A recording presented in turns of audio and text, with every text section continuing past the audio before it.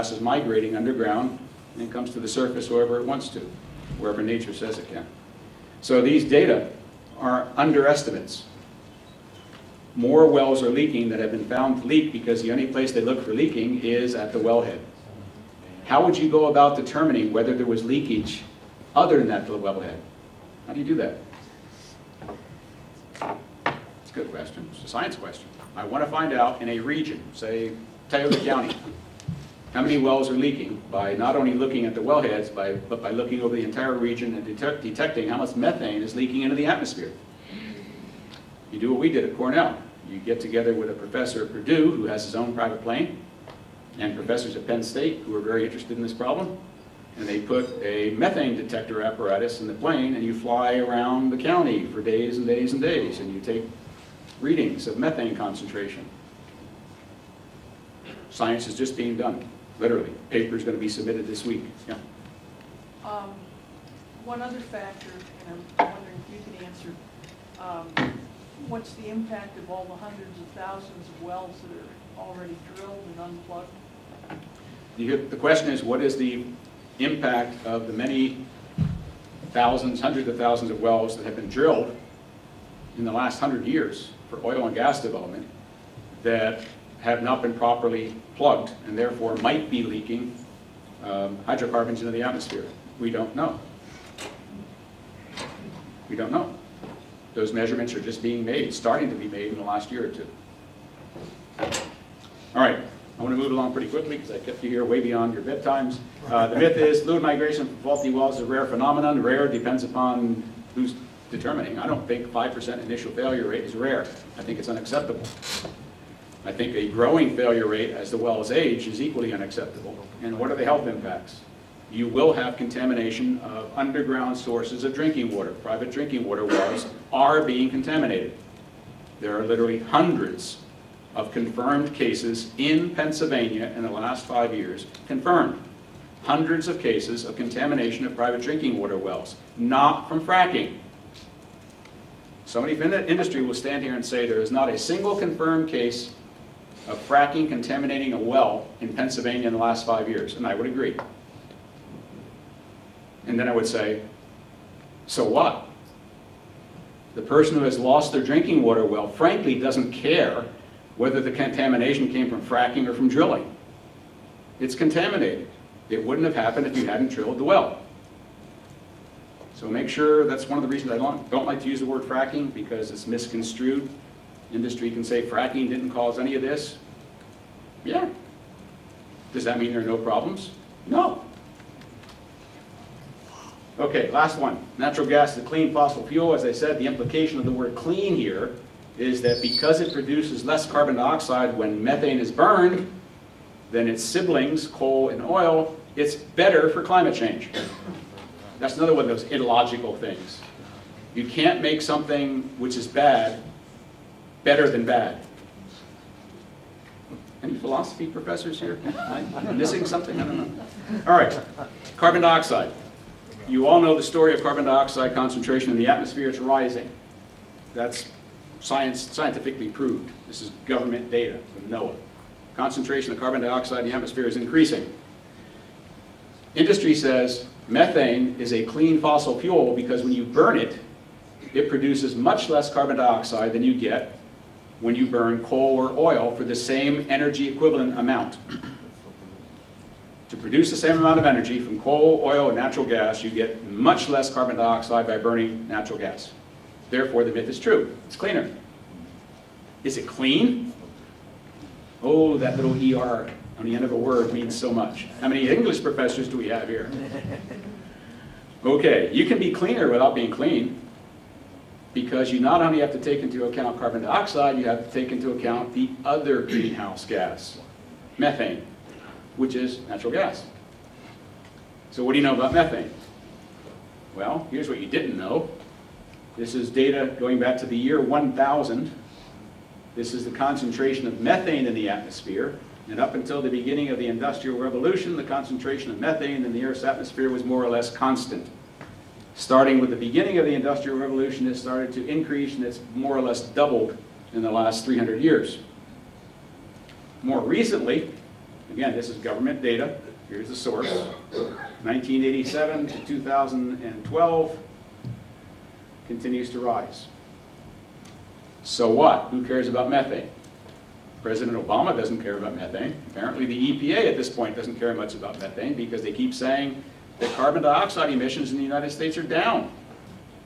That's true for a lot of reasons. But they didn't tell you about the methane problem. I'm telling you about the methane problem. Why is methane a problem?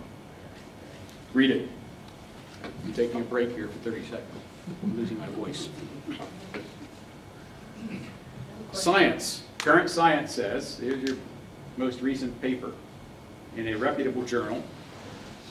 If you take a molecule of methane, CH4, the simplest possible hydrocarbon, and you take a molecule of carbon dioxide, CO2, and you ask which has the higher heating potential as an element of the atmosphere, the answer is methane. Don't ask me why, it's chemistry. I'm not an atmospheric chemist. Read the paper. A methane molecule has more heat trapping capability than a carbon dioxide molecule. Well, by how much? The answer is depends upon how long you're willing to wait to make the measurement. If you're willing to wait 100 years and make the comparison, over 100 years, how much more heat did this molecule, methane, trap than this molecule, carbon dioxide? The answer is about 33 times. If, on the other hand, you're only willing to wait 20 years, the answer is 100 times. Wow. One methane molecule has as much heat trapping capability as 100 molecules of carbon dioxide. That means a very small amount of methane is really important. Okay, how much methane is leaking? That's a very important technical question to answer. We don't know the answer. We just started making the measurements 2 years ago. We meaning the entire world. Where does it come from? Those sources throughout the life cycle. From the time you first start drilling the well to the time you burn the gas in your house, in your furnace or your stove, some of it leaks. If a very small amount of it leaks, it has a great effect on climate. I'll show you some leakage patterns. One of the greatest leaks is during frac flowback. You drilled the well, you fracked the well, a lot of that fracked fluid is coming back. And with the first 2 weeks, 10% of it, 20% of it, 50% of it comes back. The fluid. Coming back with the fluid is methane. That's what you're trying to get out of the well to begin with. If you don't capture the methane and put it in a pipeline, you can flare it, burn it, or you can just vent it, let it go into the atmosphere, and that's legal. So I'm going to show you a video of what it looks like. This is a false color video using forward-looking infrared, FLIR. Anything that's yellow is methane. So the frac fluid is flowing back, it's being exhausted into a pit, and the gas that's coming back with it is going up into the atmosphere. That's a couple million cubic feet per day of methane coming out of that well. Not being captured, not being flared, just vented into the atmosphere. I'll let this run so you can see the scale of this. These are trees. And a piece of heavy equipment that I showed you in the previous photograph is here. So that's a lot of methane. I mentioned we're just starting to make the measurements that we should have been making years ago. The two most recent are late 2012, early 2013. Out in Utah, they're measuring up to 9% of the total production of a well is leaking. In Colorado, somewhere between 2.3 and 7% is leaking. 2 years ago, my colleagues at Cornell and I wrote a paper, and we predicted the answer would be somewhere between 3.6 and 7.9%. And we were lambasted and criticized and told that we were crazy and dumb and irrelevant and unqualified. So we said, okay, go out and make the measurements. Now the measurements are starting to come in, and those numbers look pretty consistent with what we predicted. Science isn't done yet. We're not done. Latest paper. This is from about 3 weeks ago. Scientists from Duke and Boston University took the same kind of equipment that we have in our airplane that we're flying over Pennsylvania with, put it in a truck, and drove 790 miles of the streets of downtown Boston, measuring methane concentration in the atmosphere in the streets of Boston. Let me interpret the picture. Anything that's red is the natural background level. In this room right now, we're all breathing about 2 parts per million methane. That's just the way it is. Every place on the face of the earth. Unless there's some emission, it's 2 parts per million. Anything that's yellow is above that. So you're seeing some places where it's 15 times that, 10 times that, 12 times that. That means that the natural gas distribution pipelines, the small diameter, small pressure pipelines buried under the streets of many of our cities, are leaking. Well, they should. They're old. These are mostly cast iron pipelines that were laid 50 years ago, and the bell and spigot joints on them were gasketed with hemp. Do you hear what I said? Yeah. One of the very first research projects I got involved with at Cornell back in the early 80s was for Con Edison. And they were trying to figure out what to do with all the natural gas pipelines under Manhattan, which had been there since 1890, 1900, and they were cast iron. They were cracked, broken, and the joints were bell and spigot joints, and the gasket was hemp. All right, science isn't done. We got to figure out how much is leaking. This is what our prediction was. I won't spend any time on it. This is from the paper that we wrote 2 years ago. This is our upper bound estimate, lower bound estimate for shale gas. Here's coal, here's diesel oil. We make the claim, we stand by the claim, that not only is shale gas not a clean fossil fuel, it's the dirtiest of all fossil fuels. When you take into account the carbon dioxide you get by burning it, and the fact that a significant percentage, in this case 2 or 3%, if only 2 or 3% is leaking throughout the lifetime of a well, it makes it far worse than coal or oil. Last but most important slide. I'm lying, this isn't the last one. But it is the most important one. If you're interested in climate change. If you're not, whatever. This is latest science on what the International Panel on Climate Change predicts based on past history and forecasting using computer simulation. And if you don't believe in computer simulation, excuse me, I'm a computer simulator. If you don't believe in computer simulation, don't you ever get on an airplane again. Because the only thing guaranteeing your safety every time you get on an airplane is computer simulation. Don't drive across a bridge. The only thing guaranteeing your safety when you drive across a bridge is computer simulation. I'm teaching that course right now at Cornell University. How do you design bridges with computers and predict their performance?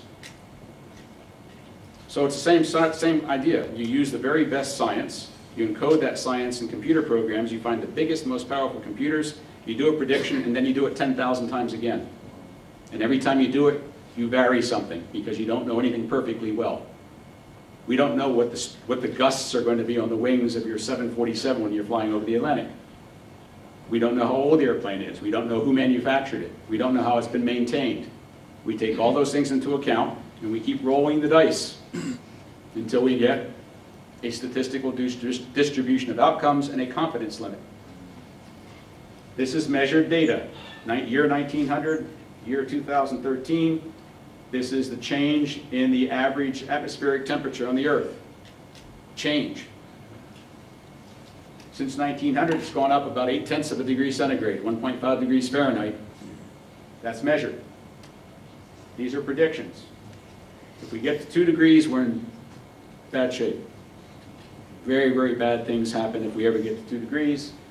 Bad things are beginning to happen at 0.8 of a degree. If we get to 1.5, that's going to be our warning zone. So where are we today? Well, we're in 2013. We're actually here. If we do nothing about reducing our use of fossil fuels, that's called business as usual. We keep increasing our use of coal, oil, and natural gas. The computer models say that we get into the red zone in 2045. That's not 100 years from now. By my count, that's about 30 years from now. Probably within some of our lifetimes. Certainly within our kids' lifetimes and our grandkids' lifetimes. If, on the other hand, we start today to do everything we can to, as rapidly as possible, decrease the use of fossil fuels, all of them. The computer models say, we get on this curve, reduce carbon dioxide, reduce methane, and reduce black carbon. What's black carbon? Soot. This is a processing plant in Pennsylvania. It's separating methane from propane, butane, and ethane. This is a burn-off. That's soot. Notice the date, notice the time. Notice the date, notice the time. Still burning. So methane is a triple threat. You burn it, you get carbon dioxide. You don't burn it, you get methane. When you separate it, you get soot. It's the worst of all possible hydrocarbons. Where should we spend our money today? In order to delay climate change, the most effective way of doing that is to decrease not carbon dioxide emissions, although that would be good to do. The most effective means is to decrease methane and black carbon. Computer models say we're on this curve. We delay getting into the red zone all the way out to the year 2070. The reason why is because methane is a much more potent greenhouse gas than carbon dioxide. The sooner we get it out of the atmosphere, the more effect it has. More wind generation. We'll get to that. All right, so natural gas is not a clean fossil fuel. It's cleaner, but it's not clean. Health impact, exacerbation of climate change, possible tipping point. We get that 2-degree centigrade thing in 20 to 30 years. Not good. What's the option? I'm not a no-sayer. I'm a realist. I'm a business owner. I'm not only president of physicians, scientists, and engineers for healthy energy, I'm also president and CEO of Fracture Analysis Consultants. I'm a full-time professor at Quinnipiac University. I know how to make money. I know how to lose money. I employ people. I'm a realist. Nothing happens overnight, but nothing happens until you start. So we published another paper last week. This is the title of the paper. It's a peer-reviewed paper. It came out in a very prestigious journal called Energy Policy. It's got 13 authors. Engineers, scientists, economists, sociologists, investment bankers. And we put together a plan to convert New York State. Here we are, 2013. Here's the use of fossil fuels in New York State. Everything black is fossil. By the year 2050, we're completely off fossil fuels. By the year 2030, no new fossil fuel sources in New York State. How do we do that? A mix. Onshore and offshore wind, concentrated solar, solar PV, residential rooftop PV, commercial and government rooftop PV, geothermal, wave, tidal, and hydroelectric. It's all on paper, read it. Please. When we first showed this data to people, including people in Albany, they laughed. Are you kidding? You're going to build 4,025 megawatt turbines, like the ones down here in Howard. Those are 5 megawatt turbines. You're going to build 4,000 of those? Those are not 5 megawatts. Are they 3? They're less than 2. Oh, so they're not modern technology. There aren't any 5 megawatts. Oh, sure there are. Not in New York. Not in New York, no, but there are. Okay, we're saying modern technology. So we show this, and they said there's no way they were going to build all that stuff. It would cost too much. But how comes 5 years ago everybody was willing to accept this? Nobody laughed when the industry said we're going to build 50,000 to 100,000 shale gas wells in New York State, which would mean 8,000 to 16,000 pads, 500 to 1,000 compressor stations, thousands of miles of new pipeline, thousands of incidents of well water contamination. We'd increase New York's contribution to global warming. Fossil fuels produce illness and morbidity in New York State and every place else. That would continue. There's a cost associated with that. And here's the one that I like that nobody ever talks about. Industry brags that they put 5 or 6 layers of casing down a well to protect well water. That's steel. Once you put it down there, it doesn't come back up. If you put 100,000 shale gas wells in New York, you'd have to melt the entire United States Navy twice to produce all the steel to put into those wells. Take the entire tonnage of all the ships in the United States Navy, melt them down. That's how much steel it would take, times 2. And once that steel is down there, you can't get it back out. It's non-recyclable. What we're talking about is everything is above ground and recyclable. So, I've gone too long. There are a lot of myths associated. There's not enough wind in New York State. Some places there isn't, some places there is. Certainly offshore there is. There's not enough sun in New York State. Well, if Germany could produce 50% of its midday electricity needs for one day, and they were very much into solar, and Germany doesn't get as much sun in general as we do. They can do it, we can do it. Uses too much space, well, most of this is going to be offshore. And so let me just conclude finally. This is my opinion, as well as Kim Caldera's. Natural gas is the delaying tactic. From a climate change point of view, human health point of view, protecting our water resources point of view, it's the wrong thing to be doing. We should be doing the obvious. We should have started doing the obvious a generation ago. We didn't. It's not too late. There's no time to waste, though. So we have to decide whether we're in the business of delaying bad outcomes or whether we're in the business of preventing bad outcomes. We want energy independence. Using energy that makes us independent. We don't have to borrow somebody else's sunlight. We don't have to buy somebody else's wind. We might want to buy hydroelectric from Canada. But if we want to be energy secure, we don't have to fight anybody to get sunlight. We don't have to fight anybody to get wind. We don't have to fight anybody to get water. And neither does any other country on earth. The only truly renewable energy sources that make everybody independent, everybody secure, are the ones that don't cost anything for fuel. And there's the nub. If you want to know what is at the kernel of the debate of shale gas, it's not contamination of water wells. It's who owns the fuel source. No oil and gas company wants to go out of business. Wind, water, and solar will eventually put them out of business. That's true. They just want to delay it. So if you want to guarantee yourself into energy independence, energy security, and energy costs that will not go up as the supply goes down, wind, water, and solar. So thank you very much for your patience tonight. Look forward to your questions.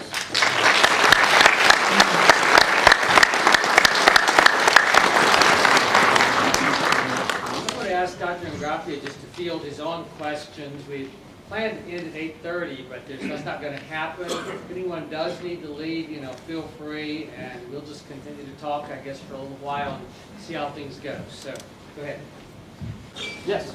Professor, can you say more about the use of water, the millions of gallons of water, and only, let's say, 30% comes back, and what comes back has been contaminated?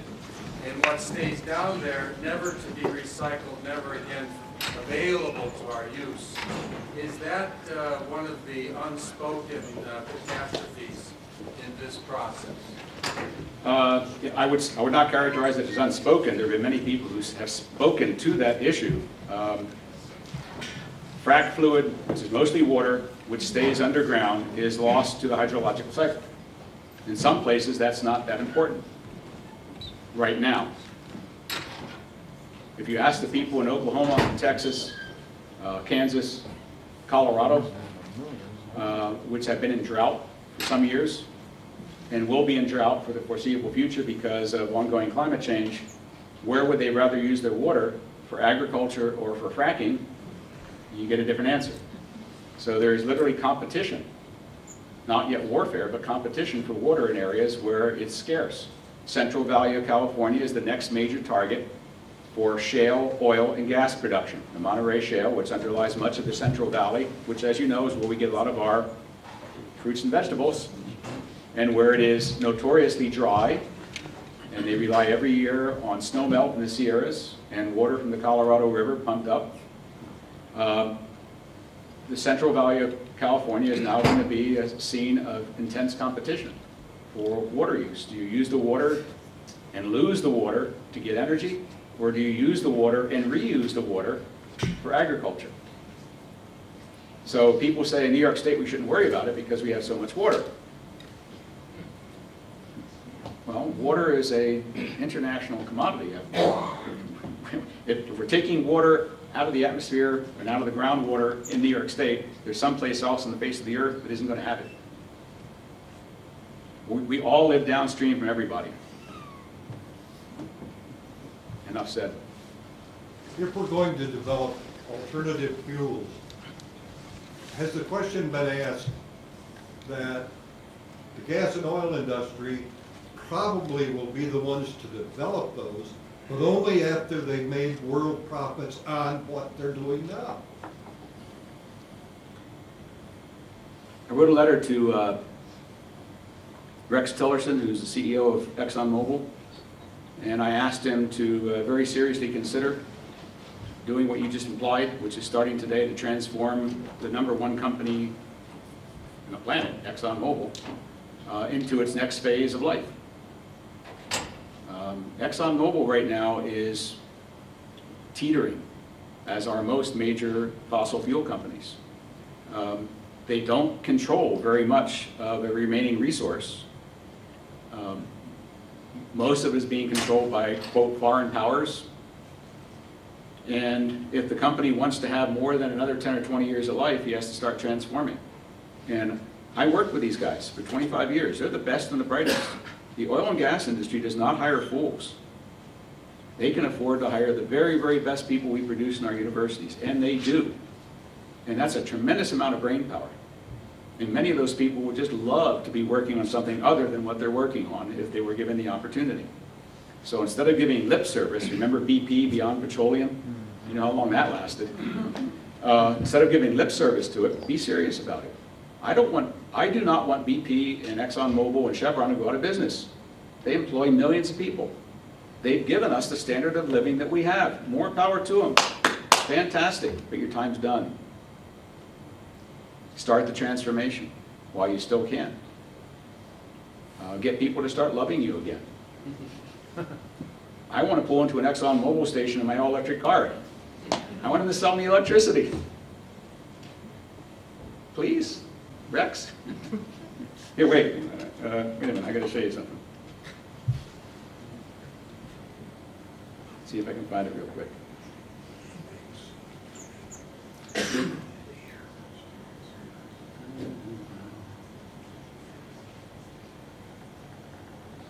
Be patient with me.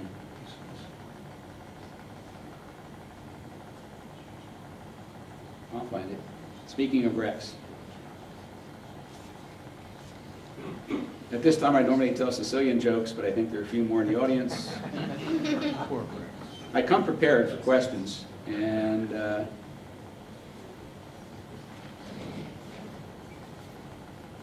at all these pretty pictures that you can ask questions about yet. You had some comments about Exxon CEO right where you started down at the bottom. Did I? Yeah. Was Farmer Joe a liar? Is it in that Oh, no, section? here it is. So Charlie Rose, 2 weeks ago, you know Charlie Rose on TV? He interviewed Rex. So he asked, this is Charlie Rose's question, whether it's Alaska or offshore or wherever it may be, is your philosophy drill, baby, drill? No, my philosophy is to make money. If I can drill and make money, then that's what I'm going to do. How much longer do you think we'll be burning fossil fuels? Well, you can read all this. And then he lies. If we look at our energy outlook at things like renewable wind, solar, biofuels, we have those sources over the next 30 years growing 700 to 800%, but in the year 2040, they'll supply just 1%. That's an outright lie. This was in the New York Times this past Sunday. This is a graph that shows by country how much of their total energy production is from renewables. Here's the United States, 13% today. Rex just said by 2040 it'll be 1%. So that's propaganda. It's propaganda on national TV. And Charlie didn't know any better than to say, that's wrong. By the way, some of these other countries are not small and they're not underdeveloped. Canada, 63% of Canada's energy is from renewable sources. Surprise anybody? Next question. Yeah, you have one. I'll come back to you. This is something I know you didn't have time to cover, but I think that I'd love to hear your take on it. After reading Tom Meyer's modeling study and after reading the Duke University study that found the thermogenic methane and brine in aquifers, it seems like the upward migration of frac fluid is a ticking time bomb that nobody knows how long the fuse is. And nobody seems to say too much about it. And I wondered what your take was as far as the accuracy or veracity of those studies. I read both studies. I know both authors. The issue is unresolved yet from a what I would call a confirmed scientific point of view. The ongoing EPA study, EPA has many studies. The one I'm talking about is the study of the potential impact of hydraulic fracturing on drinking water. It's a study that began about 3 years ago. Preliminary results are going to come out later this year. There's a workshop on April 16th and 17th in North Carolina that I've been invited to attend, where we're going to see for the first time what the current results are of exactly that question. So what is the probability that there can be upward migration of frac fluid into an underground source of drinking water? It's unfinished science. Tom Meyer's paper was good, the other paper was good. They were extremely limited. They didn't have the resources. They weren't working in 4 dimensions. Those models were essentially 2.5 dimensional. What that means is, if you recall the image I showed you from Chesapeake that showed the clustered pad arrangement with many wells, one has to do a computer simulation over a region where you have hundreds of wells. So it's not the question of will one well with one hydraulic fracture event cause upward migration, because every time you do a well nearby that one, you're continuously damaging the formation. The more damage you do to the formation and the rock above it, the higher the probability that you can have upward migration. That's a really difficult problem to solve with computer simulation. You also have to figure out how much time are you willing to let the computer run, because that upward migration might not occur for years. So the basic question is, what is the probability that a significant amount of frac fluid can migrate into an underground source of drinking water in finite time? And that's a really, really difficult challenge problem. The EPA has the very best people in our national laboratories and universities working on it. I'll find out more in 3 weeks and let you know. Yeah. Related to that, I went to a briefing by a EPA underground injection person, Karen Johnson, last week, and she apparently is prepared to license a number of injection wells in Pennsylvania to take frac fluids.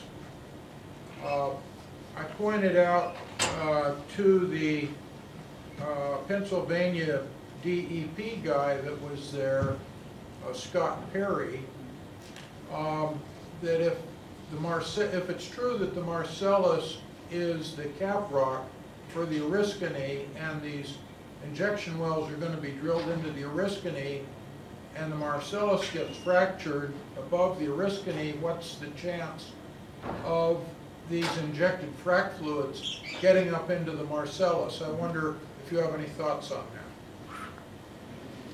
Well, that's a technically detailed one. So underground injection control program, part of the Safe Drinking Water Act of 1974, gives the EPA regulatory authority, unless it's delegated to the states by the EPA, to engineer, to monitor the engineering, construction, and maintenance of waste disposal wells for various purposes, including brine. That's the background. Now, the foreground is the question you're asking. Can an operator create a waste injection well for so-called brine disposal, which is frac fluid disposal, in formations in Pennsylvania where there is active and ongoing, for the foreseeable future, shale gas development? Again, that's a really tough question, and it requires more than the usual amount of engineering. The 50 or 60,000 operating waste injection wells in the United States, as far as I know, none of them are in or near shale formations that have been fracked or are going to be fracked. I'm repeating myself here. What I'm saying is that proposal is to do something that's never been done before, and therefore it requires much more oversight on the part of EPA. Is Pennsylvania delegated by EPA, or is it still EPA in Pennsylvania? The way I got it, EPA, and that's the problem, kind of stovepiping or one party not talking to the other. The fracking of the Marcellus is state. That's Scott Perry, and he doesn't seem to know much about the injection regime, which is federal. Yeah, he would. EPA, and then Karen Johnson had no clue about or concern about the fact that the Marcellus, I believe, if that's correct, is the cap rock for the Oriskany. Yeah, well, that's true. So I think based on what you said, so EPA still has responsibility in Pennsylvania. They have not delegated to Pennsylvania responsibility for waste injection. That's correct. So now you have a problem where you got two bureaucracies. You got the Pennsylvania Department of Environmental Protection, which is trying to enhance shale gas development, and you got the EPA, which is a federal agency, trying to control waste. Well, And if they're not communicating, also you got a trying problem. to enhance the shale gas development by providing something to do with, Yes. I think they said only with the produced water, not the flowback. It's all the same. Right. By the way, let's talk about another myth here for a minute. You'll hear the words produced water, brine, and flowback fluid. It doesn't know what it's called. It's the same thing. Let me tell you what the legal word, the legal definition of brine is, or produced water, depends upon the state. Before a well is declared in production by its operator, any liquids that come out of the well are called flowback fluid. At the very precise microsecond that the CEO of the company declares that well in production, it ceases being called flowback fluid and starts being called produced water or brine. Right. I tried to bring that question up. That is a committee decision. The fluid doesn't know what it's called. It is what it is. And frankly, the fluid that comes up later, which is called produced water or brine, is much more heavily contaminated than the fluid that comes up initially. Because the fluid that comes up initially hasn't been down there very long to absorb the stuff that's down there. And the stuff that's down there is more dangerous than the stuff you put down there. So I'm much more concerned with disposal of later life flowback fluid. I call it flowback fluid. I don't care what they call it. It's flowback fluid. It's flowing back out of the well, something that wasn't down there when you started. The industry will claim shale is dry in most places. The Marcellus is dry as a bone. There is no native water in the Marcellus. Any fluid that flows back is the fluid you put in there, or fluid that leaked into the Marcellus because you fracked the rock above it or below it. So, yeah, I agree. The EPA is trying to aid and abet. That's part of their job, right? You want a waste disposal well? Our job is to regulate them. You want to put more waste disposal wells in Pennsylvania? As long as they're engineered according to the rules, fine. Except, by the way, you don't have to engineer brine disposal wells for seismic events. That's another exemption. So all the other waste wells that the EPA regulates have to be designed to resist earthquake action, except for brine disposal wells. Not good. Yes? Can you just tell me what's in the fluid that they put down initially? Yes. So I mentioned it's slick water for shale, but not always slick water. Some companies are experimenting with more traditional gel formulations. Some companies are using hybrids, which means they might start out with slick water and then go to gel, but now I got to tell you what's in slick water and what's in gel. That's the question you're asking. In a typical average slick water job, there are 5 kinds of chemicals. Each of those 5 kinds of chemicals can be selected from a list of many chemicals of its type. So there's not one kind of acid, there's not one kind of lubricant, there's not one kind of bactericide. There are hundreds of different versions of each of these chemicals that a particular company might select from. So in Gasland, for example, where they said there's 572 chemicals in a frac job, that's not quite right. There are typically 5 or 6 or 7 chemicals in a frac job, but they're selected from a palette of over 500 chemicals. So here they are: a lubricant, typically a hydrocarbon. Started off being napalm. in the late 1940s. There was a lot of napalm left over from World War II. Industry bought it for practically nothing from the federal government, and they used it to frack wells. Then they went to diesel. Diesel is a beautiful lubricant for fracking. And then 10 years ago, there was a memo of understanding, not a regulation. They said you can't use diesel anymore. So some sort of lubricant, one. Two, an acid, typically hydrochloric acid. Why do you need an acid? Clean out the well before you frack it. Those perfs were shot with explosive charges. They typically clog up. You got to unclog them, otherwise the frack job isn't going to work very well. You also want to clean up drilling mud from inside the casing. So the lubricant, an acid. A bactericide, also called a biocide, something that kills bacteria. Why? Because you don't want bacteria growing down there where it's hot and moist, and there's a lot of food for them down there. That could sour the well, meaning create hydrogen sulfide gas, which is not good. And if the bacteria grows too much, they can actually clog the well. So that's 3. 4, an anti-corrosive. The stuff that comes up the well is very saline, very salty, various kinds of salts. The casing is steel. The valves are steel. The fittings are steel. All that fluid has to flow back, and you don't want it to rust. So you use an anti-corrosive, just like the stuff that you might put in your engine to stop your radiator and engine from corroding. 5th, an anti-scaling chemical. Scale is the stuff that you see on your shower walls that you scrape off with your fingernails after enough. It's a mineral scale. Precipitates out of the water if your water's too hard. Okay, well, by definition, there's a lot of minerals down there, and they precipitate out, and eventually they can clog the perfs in the well. So you need an anti-scaling chemical. So those are the 5 basics. There might also be pH enhancers, increasers, decreasers. There could be a chemical added to decrease the swelling of the clay particles in the shale. Like I said, some companies are using hybrid frack jobs where they're actually using the traditional gel fracking materials, guar gum, you've heard about that. If they're using a gel, then they have to use an anti-gel. A gel means you increase the viscosity of the fluid so it carries the proppant better. But once it gets down there, you want the gel to disappear, so you have to add a chemical that does the opposite of the gel. It's like melting Jell-O. Right? Jell-O goes down, you have to add another chemical that melts it. Just different companies have different Bibles, different experiences. No 2 wells will have the same frac chemical mixture. No 2 operators would use the same frac chemical mixture if they were going to drill and frac the same well.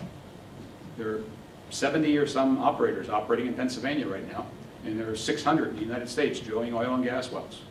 They all have their own corporate Bible. Wait a minute.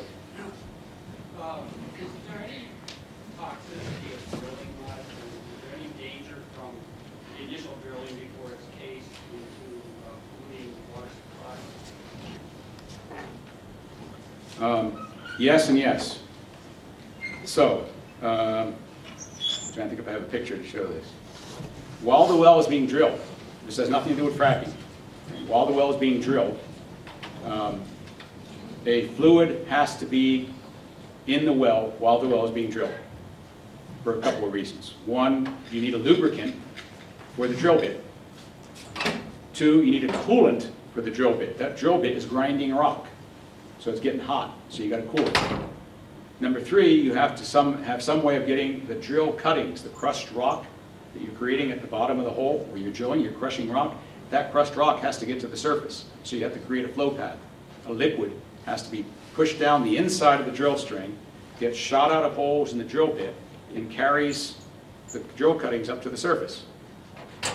You also have to protect the hole from collapsing. While you're drilling it, you can't have any casing. Okay?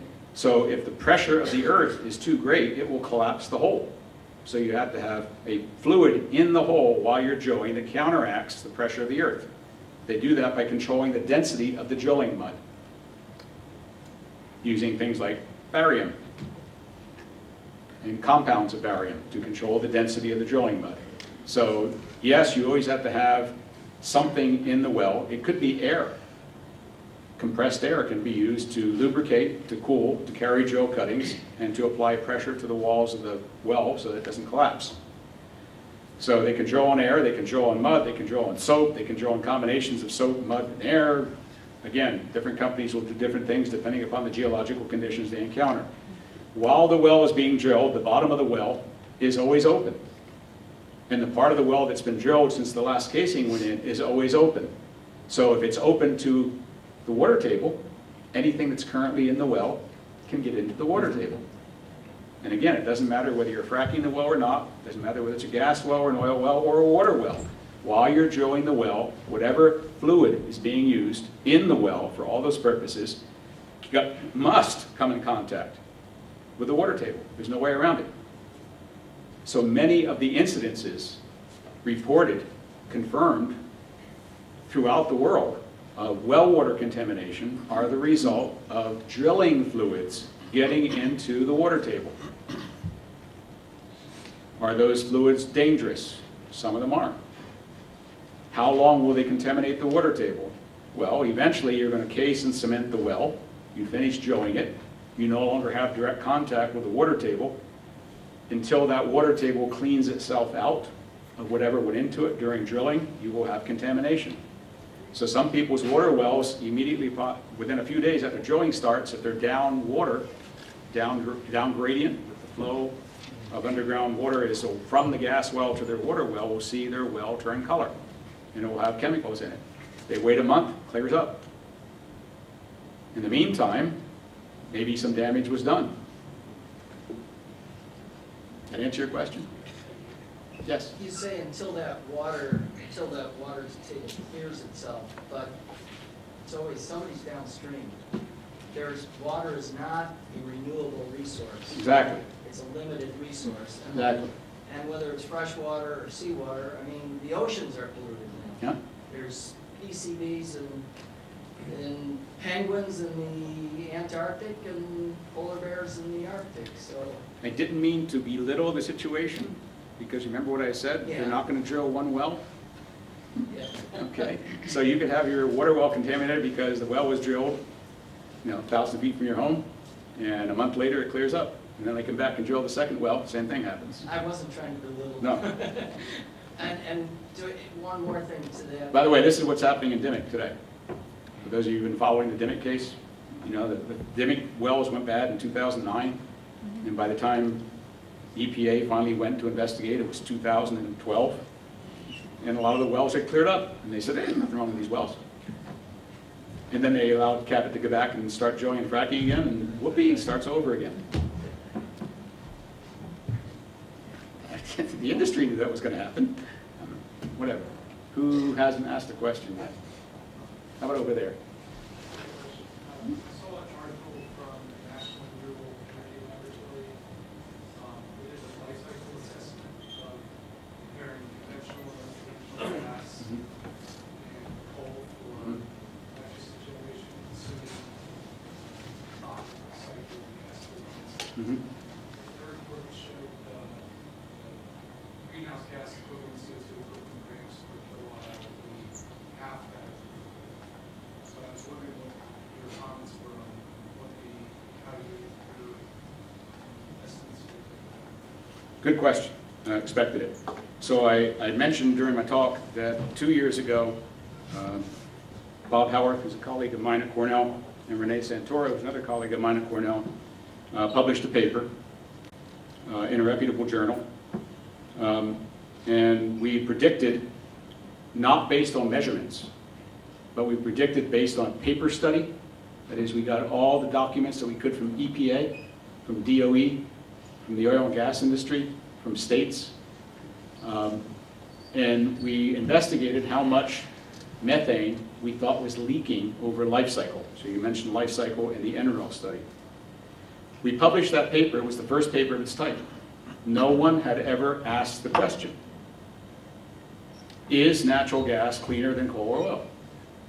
The question had never been asked in the literature. So we asked the question. In addition to asking the question, we predicted that when the answer came in, we thought it would be bounded from that number to that number.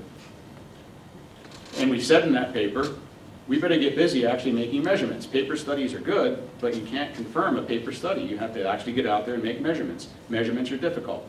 You have to do the entire life cycle. From the time the first bulldozer shows up to clear a pad, right? That bulldozer's burning diesel, it's producing carbon dioxide, it's producing methane. To the time that that methane gets burned in your house, that's the entire life cycle. Or is burned for electricity generation. It takes years to make those measurements. And they're just getting started now, and I showed you some of the preliminary results.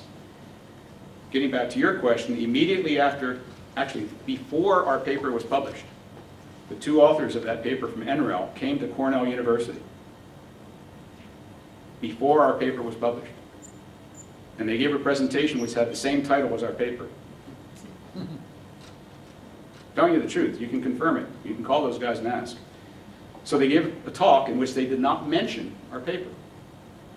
They had a copy of our paper. It hadn't been published, but they had a copy. And so we had lunch, and I was sitting next to the one guy and across the table from the other in Bampi's, the restaurant at Cornell. And I said, when did you start doing your life cycle analysis? And they said, about 2 weeks ago.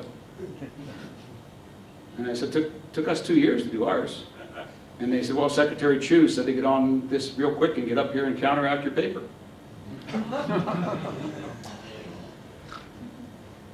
Okay, so they did. So we analyzed their paper in great depth. And by the way, there have been many other papers since, most of them critical of our work. Some not. But no other paper has yet been written based on measurements except for the two that I showed you. And they're not doing life cycle analysis, they were just doing upstream and midstream measurements. That's a part of the life cycle, but not all of it. So the jury is still out. I don't believe that that's the right number. I don't believe that's the right number. I think the right number is someplace in between, and we'll find out. But we did a detailed analysis of the NREL study, and all these studies depend upon many assumptions and idealizations. That's the way science works. If you don't know something exactly, you have to assume. So one of the critical elements of our study was that we had to assume how much gas during flowback was being vented and how much was being flared. So we made the assumption that all of it was being vented, and that's not true. Some of it is being flared. Some of it is being captured and neither vented nor flared, but we didn't have any data. So we said, well, here's the answer if it's all vented. Here's the answer if it's all flared. That's what scientists do. If you don't know the answer, you bound it. An assumption that went into the NREL study was the life cycle production of gas from a well. Because the whole idea is to predict what percentage of all the gas produced by a well leaks. Well, you have to then know what the total production is, otherwise you can't do the ratio. So they presumed that the life cycle production of gas from a well was 3 times what the USGS now says it to be. Well, that makes their percentage a lot smaller. You take a number and divide by a big number, you get a smaller number, right? So we presumed, in our study, we assumed 1/2 the total production they did, so they get a number that's 1/2 as large as ours. Who's right? The answer is we don't know. I'm the first to admit that that's not right and that's not right. But I will stand by the science that says the right answer is probably someplace in between. NREL is not right, Carnegie Mellon is not right, Cornell is not right, MIT is not right. These are all paper studies. They're only as good as the assumptions that go into them. The only way you get over the assumptions is to make the measurements. I'm repeating myself here and I'm going worse. Yes? You. Okay, so I'm a scientist, so I'm less concerned about the science here, although thank you very much for your presentation. But I'm kind of worried about the politics, because I was actually listening to the Capitol Press Room the other day to Dennis Holbrook, who's an industry guy, who was making that criticism. Oh yeah, he's my best friend. Yeah, he sounded very He calls me the professor. Right. I call him the lawyer. So, great, but these people sound pretty convincing, and to someone like me who doesn't know the science, you know, it's like, oh, the truth is sort of somewhere in the middle, and I'm particularly concerned the last couple of days, there's been talk of these environmental groups getting together with people from the industry, and we can figure out, I mean, this can be done safely, but it sounds like, I mean, safe is obviously relative, and you know, it happens in an economic context that you talked about. So what do we think about these environmental groups? Okay, so Holbrook at Capitol Press Room, you know, he's the president of a defunct company. He is a lawyer. He's not a technical person. He's entitled to his opinion. He has an obvious financial conflict of interest in stating it. I am a scientist and an engineer. I know more about the technology than he does. I do not have a conflict of interest in making my statements. Point number one.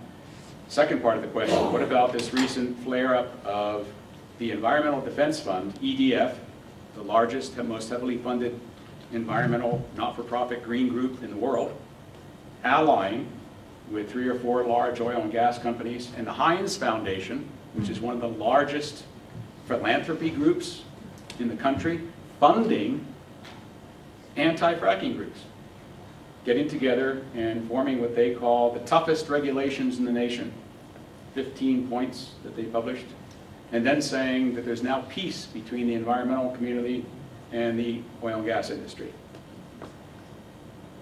BS. Yeah.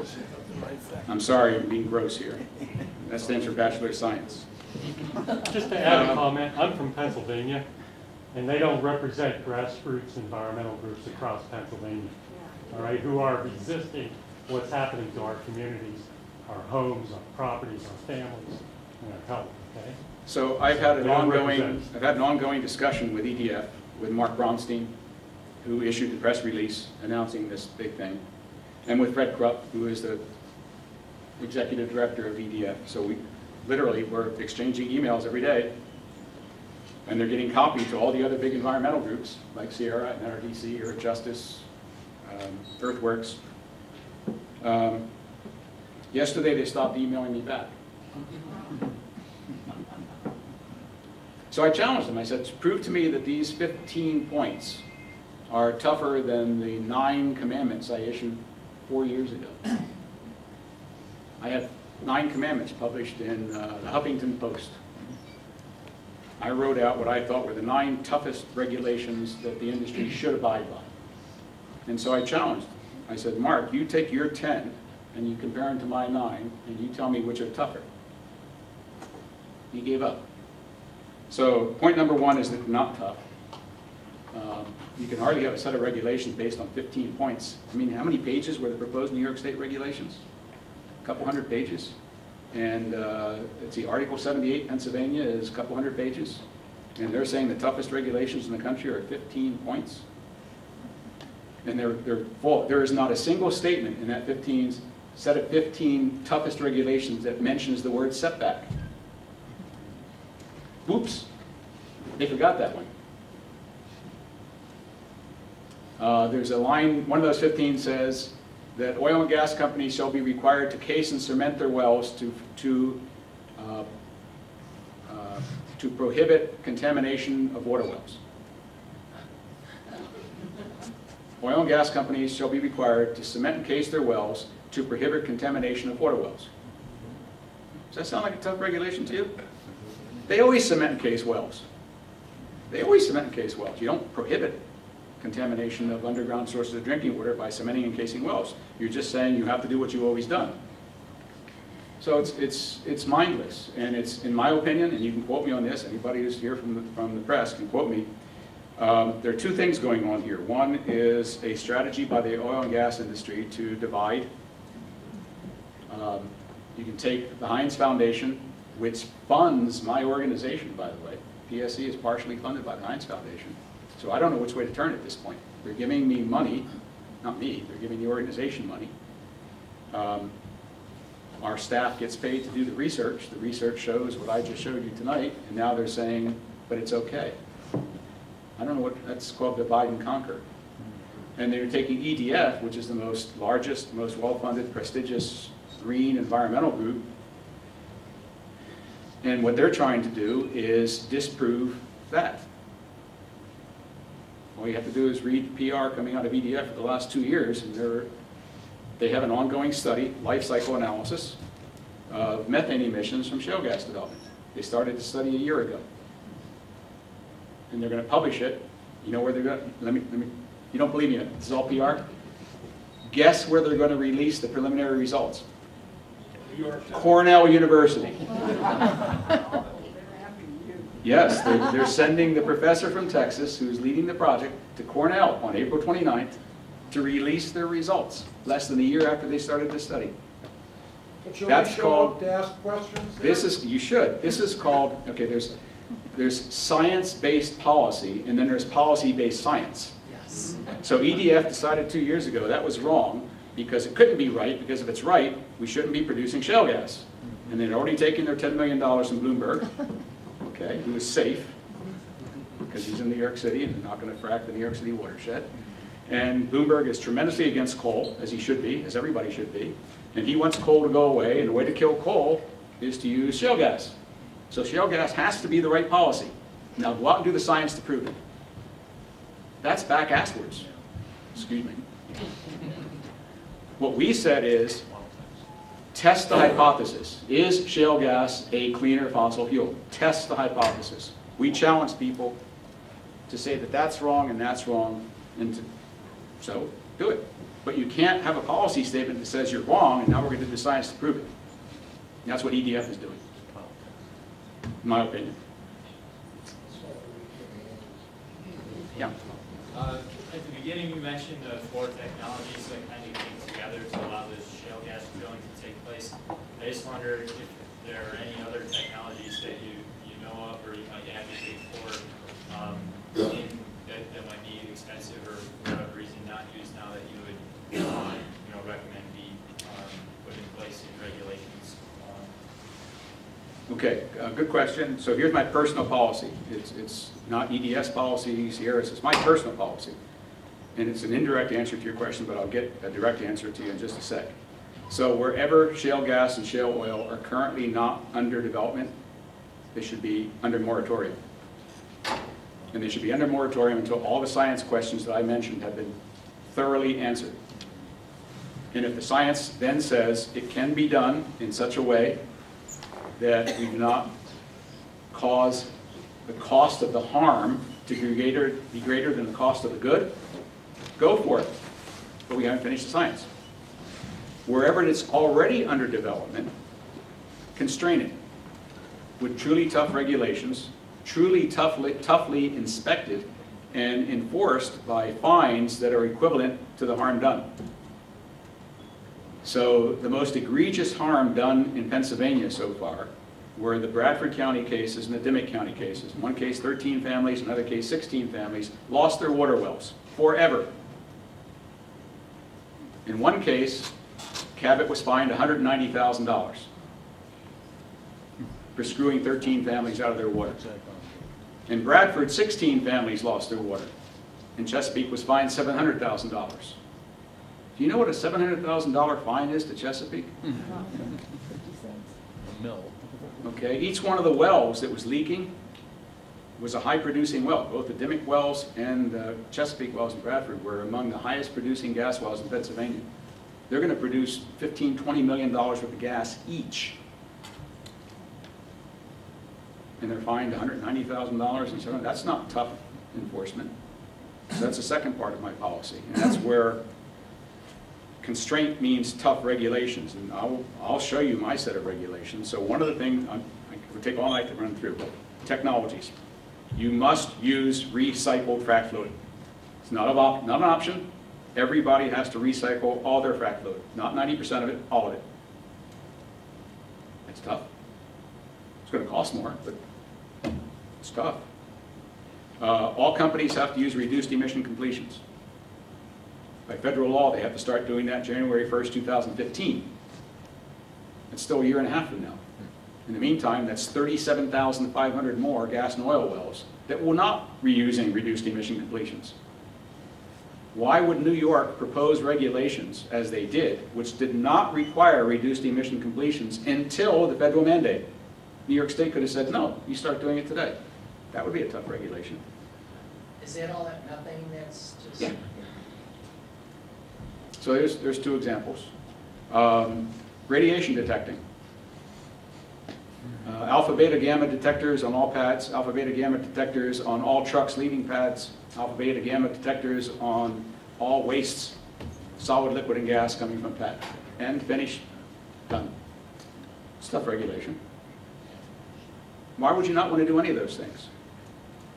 From the point of view of human health, climate impact, they're obviously the right thing to do. You wouldn't do them because they cost more. Can there be green fracking chemicals? No. Can there be greener fracking chemicals? Yes. Governor Hickenlooper from Colorado, you heard about his latest? Okay, so he took a glass of green fracking chemical and drank it. BFD.